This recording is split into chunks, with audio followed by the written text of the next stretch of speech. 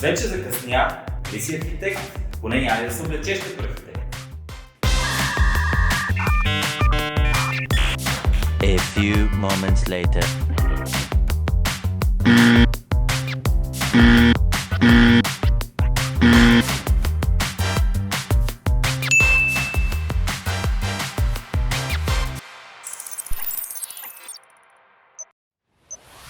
Всички ме питат, вместо да си купувам апартамент на безумни пазарни цени, не мога ли да си купа парцел и да си построя къща?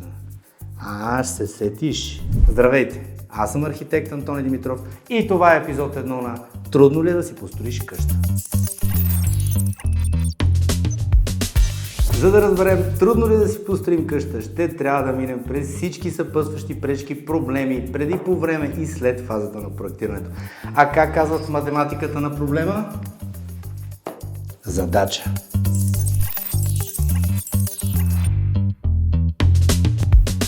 Хайде заедно да разберем колко пък да е трудно. Дали заради баба или дядо, дали заради невероятен усет, бизнес умения или спестени пари, някак си сте здобили с имот, в който искате да си построите къща. За вас или с цел инвестиция. В тези епизоди ще ви покажем реални казуси, проблеми при различни наши обекти, които ще синтезираме до най-честите и най-интересните. Че е проблем иначе колкото искаш. Ще направим допълнителен епизод за връзката на инвеститора с архитекта при избора на парцел. Първа стъпка. Заданието. Къща на 3 етажа. Гараж за 3 коли. Обща дневна с кухня, трапезария, веранда, склад към гаража, тоалетна, перално, работилница, стая за гости, баня, килер, склад към кухнята, 2 перални и с обща баня.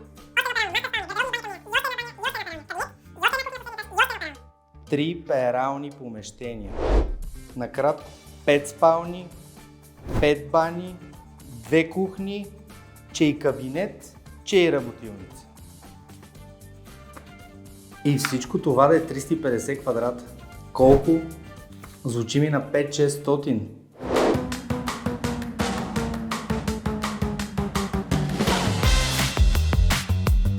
Определено ще имам неловък разговор с инвеститора.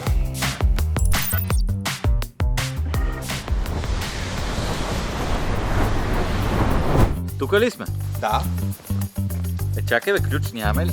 И какво ще прескачаме оградата? Риска на професията, а? Въпреки препятствията, вече сме на терен. Имотът се намира на много добра локация в Панчарево. Пред мен е и езерото. Е малко в дъното. Около 630 квадратни метра и с това разполагаме.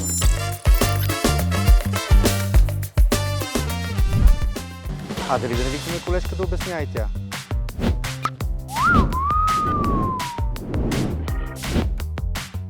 Не, от другия път.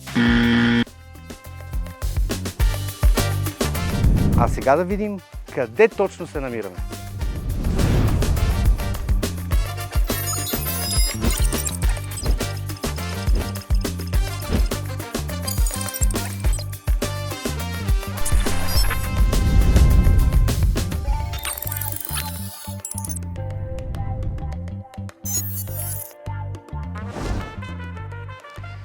И да видим сега каква е ситуацията, с която трябва да се съобразим.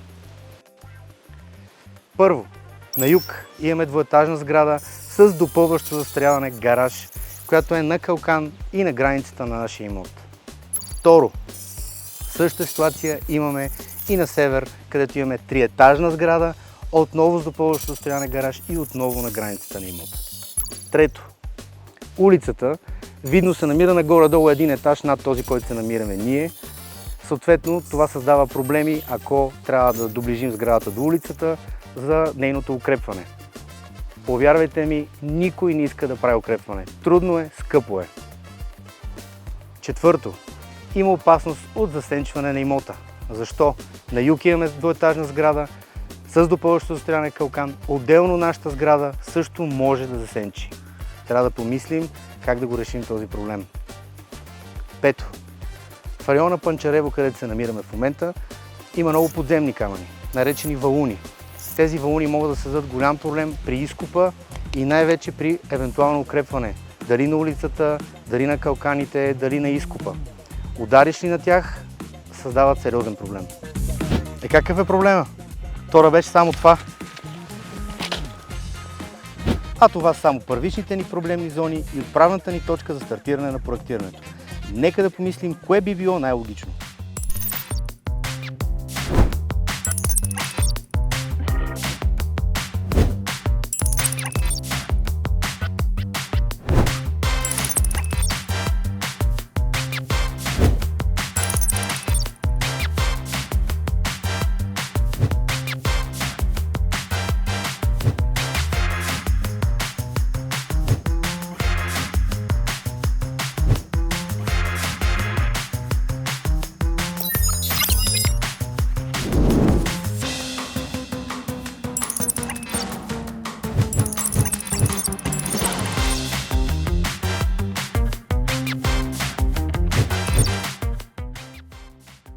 Приключихме ли?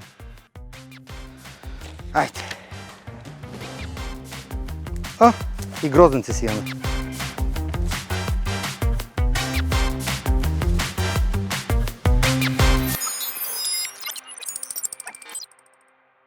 Улицата, ако сградата е близо до улицата. Повтаря се улицата, съответно на границата на имота. Пак забравих първо, бе, Стефане. Какво ми става? Не, да не ми се пие биричка в момента. Добре, спри го, айде.